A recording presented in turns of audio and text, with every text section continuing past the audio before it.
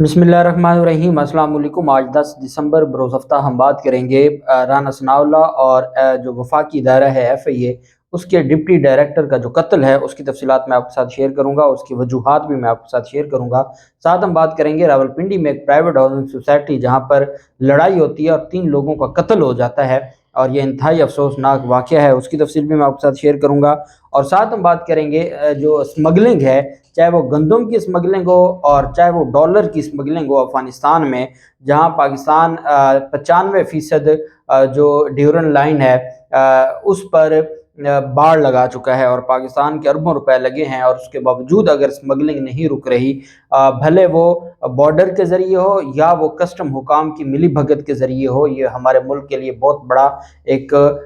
लम्हा फ़िक्रिया है। इस पर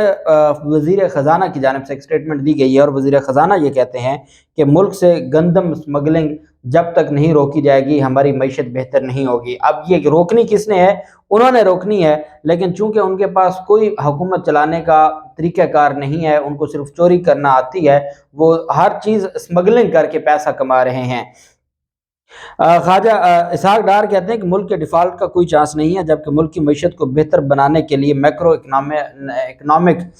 इंडिकेटर्स को बेहतर बनाना होगा, लेकिन इस वक्त मुल्क से गंदम की स्मगलिंग को जंगी बुनियादों पर रोकना होगा। All Pakistan textile mills association की जानिब से एक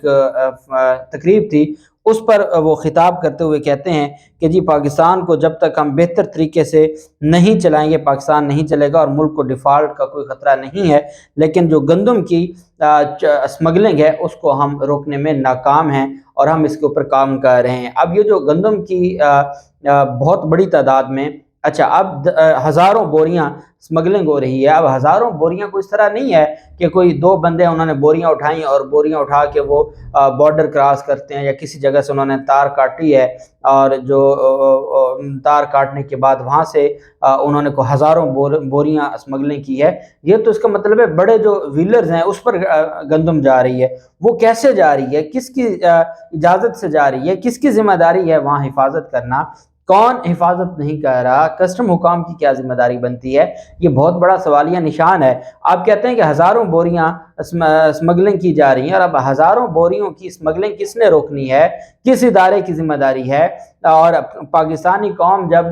95% जो ड्यूरन लाइन है, जहाँ पर जो बॉर्डर है हमारा अफगानिस्तान का, वहाँ पर जो तार लगाई जा चुकी है और जिसके बारे में ये कहा जा रहा है कि बाड़ लगाई गई है और वो बाढ़ पाकिस्तान की हिफाजत के लिए है। बदकिस्मती से पिछले कुछ अरसा से जो ख़बरें आ रही हैं कि वो बाढ़ तोड़कर या कुछ लोग तो यहाँ तक भी अफवाहें फैला रहे हैं कि वो बाढ़ काट के, जो अफ़गान तालिबान है वो बाढ़ काट रहे हैं और कई जगहों से उन्होंने बाढ़ काट दी है क्योंकि वो पहले दिन से बाढ़ के खिलाफ थे। लेकिन हमारे जो इदारे माजी में इतनी कुर्बानियाँ देकर वो बाढ़ लगाई गई है, अब उस बाढ़ के होते हुए किस तरीके से स्मगलिंग हो रही है, ये कस्टम हुकाम को और वफाकी हुकूमत को इसका जवाब देना होगा और जो जो जिम्मेदारान हैं उनके खिलाफ कार्रवाई करनी होगी। इसी तरीके से जो डॉलर है, डॉलर के हवाले से ये बात सामने आई है कि पाकिस्तान का जो है, क्योंकि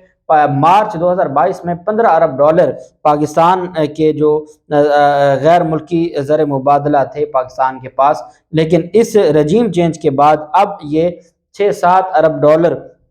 कि इंतहाई कम तरीन सतह पर ये गिर चुके हैं जो ज़र मुबादला है, गैर मुल्की ज़र मुबादला। और उसमें यह कहा जा रहा है कि अफ़गानिस्तान में डॉलर फलों के क्रेटों में कानून जो स्मगलिंग की जा रही है और फलों के क्रेटों में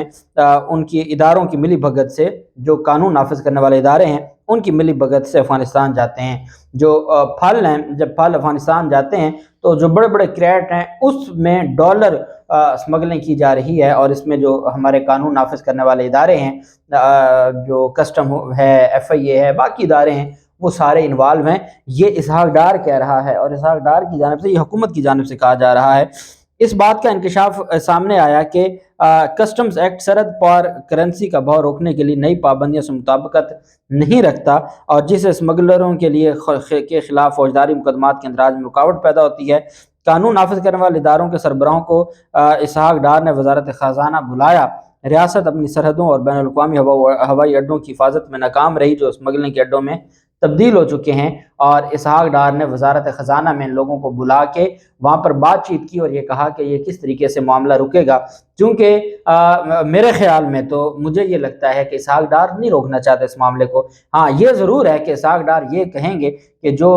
مختلف لوگ یا مختلف ادارے کما رہے ہیں اس اسمگلنگ سے، اس میں حصہ مانگا جا سکتا ہے کہ نواز شریف کا حصہ کہاں ہے، جاتی عمرہ میں وہ حصہ کیوں نہیں پہنچ رہا، لندن میں وہ حصہ کیوں نہیں پہنچ رہا، ایون فیلڈ پہنچنا چاہیے، مجھے اسی کام کے لیے تو یہاں بھیجا گیا ہے۔ ہمارے ملک کے ساتھ یہ لوگ خیر خواہ نہیں ہیں، یہ ہمارے ملک کو نقصان تو پہنچا سکتے ہیں، ہمارے ملک کا یہ فائدہ نہیں سوچ سکتے۔ اسحاق ڈار کی جانب سے وزارت خزانہ کی جانب سے پریس ریلیز جاری کی گئی جس میں یہ کہا گیا کہ جو پھلوں کے کریٹس کے ذریعے ڈالر افغانستان اسمگل کیے جا رہے ہیں، حکومتی عہدیداروں نے انکشاف کیا کہ معذور افراد اور قانون نافذ کرنے والے اداروں کے اہلکار بھی افغانستان کرنسی اسمگلنگ میں ملوث ہیں۔ تاہم زیادہ تشویشناک پہلو یہ ہے کہ اس ساری صورتحال سے نمٹنے کے لیے کوئی قانون ہی نہیں ہے۔ قانون اس لیے نہیں بنایا گیا کہ قانون میں تو یہ بڑے سارے پکڑے جائیں گے۔ اب سائیکل چور کے لیے تو قانون موجود ہے، جو لوگ ڈالر کی اسمگلنگ کرتے ہیں، جو گندم کی اسمگلنگ میں ملوث ہیں، جو اپنے ملک کو اتنا بڑا نقصان پہنچا رہے ہیں، ان کے خلاف قانون ہی نہیں ہے، اور ان کے خلاف فوجداری مقدمات درج کیے جاتے ہیں، کیونکہ فوجداری مقدمات درج ہوتے ہیں اور فوجداری مقدمات میں اسمگلنگ کے حوالے سے کوئی واضح قانون موجود نہیں ہے۔ وہ کچھ ہی دنوں کے بعد ان کو ضمانت مل جاتی ہے، پھر بعد میں کیس ختم ہو جاتے ہیں اور وہ اس طرح اسمگلنگ کرتے ہیں، اور ہمارے ملک میں صرف ایک سائیکل چور پکڑا جاتا ہے، اربوں روپے، بھلے وہ اسمگلنگ کرنے والے ہوں، بھلے وہ منی لانڈرنگ کرنے والے ہوں، وہ ان کو کوئی نہیں پکڑتا اور کوئی ان سے نہیں پوچھتا۔ اس وجہ سے یہ جو ساری چیز ہے یہ ہمارے ملک کو نقصان پہنچا رہی ہے، اور ہمارے ملک کو، ہمارے اداروں کو اور ہمارے طاقتور اداروں کو بھی اس کے اوپر سوچنا ہوگا اور ان سارے معاملات پر کنٹرول کرنا ہوگا تاکہ پاکستان میں سے جو ڈالر اور گندم کی اسمگلنگ ہے اس کو روکا جا سکے۔ جبکہ دوسری جانب راولپنڈی میں ایک افسوسناک واقعہ پیش آیا۔ راولپنڈی میں ایک پرائیویٹ ہاؤسنگ سوسائٹی ہے، وہاں پر لڑائی ہوتی ہے اور اس لڑائی میں 3 افراد کو قتل کر دیا جاتا ہے، اور یہ نجی ہاؤسنگ سوسائٹی میں آپس کا ایک جھگڑا تھا جس میں یہ فائرنگ ہوتی ہے، اور فائرنگ میں 3 لوگ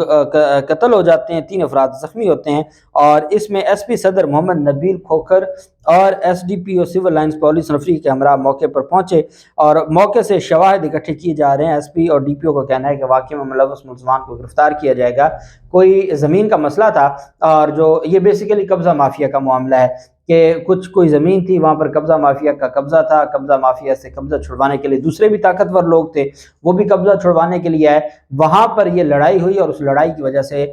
3 لوگوں کی جان چلی گئی، 3 لوگ شدید زخمی ہیں جو ہسپتال میں ہیں۔ اور یہ عمران خان سے جب ہماری ملاقات ہوئی، وہ قبضہ مافیا کے حوالے سے بھی انہوں نے بڑی اچھی بات کی۔ انہوں نے کہا کہ قبضہ مافیا، اس ملک میں اتنے مافیاز ہیں کہ کس کس کے خلاف کارروائی کی جائے، قبضہ مافیا کو ہاتھ ڈالیں تو قبضہ مافیا آپ کے خلاف کھڑے ہو جاتے ہیں۔ ان کا اشارہ علیم خان کی طرف تھا۔ یہ جو روڈا قانون ہے، راوی ڈیولپمنٹ اربن ڈیولپمنٹ اتھارٹی، وہ اتنا ایک عظیم ایک عمران خان کی جانب سے انیشیٹو ہے، لیکن نہیں چاہتی نون لیگ اور رانا ثناء اللہ، جاوید لطیف، اور یہ وہاں پر جان بوجھ کے حالات خراب کرواتے ہیں۔ علیم خان ہے، وہاں پر سرکاری زمینوں پر قابض ہیں یہ لوگ، ان کے خلاف مقدمہ درج ہو چکا ہے، اور یہ نہیں چاہتے کہ وہاں پر روڈا کے تحت عوام الناس کے لیے وہ جو سرکاری زمین ہے وہ ریاست اپنے قبضے میں لے اور وہاں پر عوام کی فلاح و بہبود کے لیے کچھ کیا جائے، یہ نہیں چاہتے، اور اس وجہ سے یہ بدماشی کرتے ہیں۔ تو ہر جگہ قبضہ مافیا کا راج ہے، اور پھر اب یہ راج اس حد تک بڑھتا جا رہا ہے کہ وہ مرنے مارنے پر بھی آ گئے ہیں اور قتل کرنے لگ گئے ہیں، اپنے مفادات کے لیے وہ اس حد تک چلے گئے ہیں۔ جبکہ دوسری جانب ایک افسوسناک واقعہ پیش آیا، اور یہ ایف آئی اے کے ڈپٹی ڈائریکٹر ہیں، لکی مروت میں حساس ادارے کے یہ ڈپٹی ڈائریکٹر ہیں ایف آئی اے کے، جن کو قتل کیا گیا ہے، اور یہ خیبر پختونخوا کے ضلع لکی مروت میں یہ قتل کیا گیا ہے، اور یہ تھانہ غزنی خیل میں یہ واقعہ پیش آیا، اور ایف آئی اے انعام مروت بنو میں تعینات تھے، اور وہاں ان کے جو کاروائیاں تھیں اور یہ جن کیسز کے اوپر تفتیش کر رہے تھے، اور ان کے بارے میں بہت ساری چیزیں ہیں، لیکن ساتھ یہ بھی کہنا ہے کہ یہ ان کا کوئی ذاتی کسی کے ساتھ کوئی معاملہ تھا، اور یہ کسی معاملے میں تھے، کوئی لوگ ملوث تھے اور ان پر بھی الزامات تھے، مختلف چیزیں تھیں۔ اب یہ ایف آئی اے کا ڈپٹی ڈائریکٹر ہے، اور ان کا جو قتل ہے اس پر حکومت پاکستان کی جانب سے یہ کہا گیا ہے کہ یہ انتہائی افسوسناک عمل ہے، کیونکہ بہت سینئر افسر تھا ایف آئی اے کا۔ ایف آئی اے وفاقی حکومت کا ایک ادارہ ہے، رانا ثناءاللہ کا ادارہ ہے، اور ان کی جانب سے الزامات کس پہ لگائے جا رہے ہیں؟ خیبر پختونخوا پولیس پر لگائے جا رہے ہیں کہ خیبر پختونخوا میں جو امن و امان ہے اس کے لیے جو حکومت ہے وہ کام نہیں کر رہی، وفاقی اداروں کے جو لوگ ہیں وہ محفوظ نہیں ہیں۔ حالانکہ آپ کو پتہ ہے کہ وہاں پر کچھ خاص طرح کے حالات ہیں، لکی مروت ہے، اور اس سے آگے پھر وزیرستان ہے، وہاں پر پھر ہمارے جو لا انفورسنگ ادارے ہیں ان کا ایک وہ سیکیورٹی کو دیکھتے ہیں پولیس کی جانب سے بھی۔ اب آپ دیکھیں کہ یہ خیبر پختونخوا کی پولیس ہے جس پولیس پر رانا ثناءاللہ الزام لگاتے ہیں، وہ جو ٹرانسپیرنسی انٹرنیشنل کی رپورٹ ہے اس میں تیسرے نمبر پر کرپٹ ہے۔ پورے پاکستان میں باقی صوبوں میں پہلے نمبر پر پولیس کرپٹ ہے، جبکہ خیبر پختونخوا میں پہلے نمبر پر عدلیہ کا کرپٹ ہے، جو ڈائریکٹ پشاور ہائی کورٹ کے انڈر آتی ہے، اور پشاور ہائی کورٹ پھر سپریم کورٹ کے، اور عدلیہ پہلے نمبر پر کرپٹ ہے، کیونکہ اگر تو وہ بھی خیبر پختونخوا عمران خان کا جو حکومت ہے اس کے انڈر آتی تو اس کا اگر پاکستان میں وہ تیسرے نمبر پر ہے تو خیبر پختونخوا میں وہ کم از کم 5ویں 6ٹھے نمبر پر ہوتی، لیکن ایسا نہیں ہے۔ خیبر پختونخوا میں عدلیہ پہلے نمبر پر ہے جبکہ پولیس تیسرے نمبر پر ہے، جبکہ پورے پاکستان میں پہلے نمبر پر پولیس ہے، عدلیہ جو پولیس کرپشن میں۔ تو خیبر پختونخوا کی پولیس باقی صوبوں سے بہت بہتر ہے، تبھی تو ٹرانسپیرنسی انٹرنیشنل نے تیسرا درجہ دیا ہے، لیکن اس کے باوجود یہ الزام لگایا جا رہا ہے۔ اب خیبر پختونخوا پولیس کا کہنا ہے کہ ہم اس پر مقدمہ درج کر کے تفتیش کر رہے ہیں، اور ہم دیکھیں گے کہ کیا معاملہ تھا، کوئی ذاتی لڑائی تھی، کوئی کیس تھا، کوئی ایشو تھا، تو اس کی جو تفصیل ہوگی وہ بھی سامنے آ جائے گی۔ اللہ پاک پاکستان کا مناصر ہو۔ بہت شکریہ، اللہ حافظ، پاکستان زندہ باد۔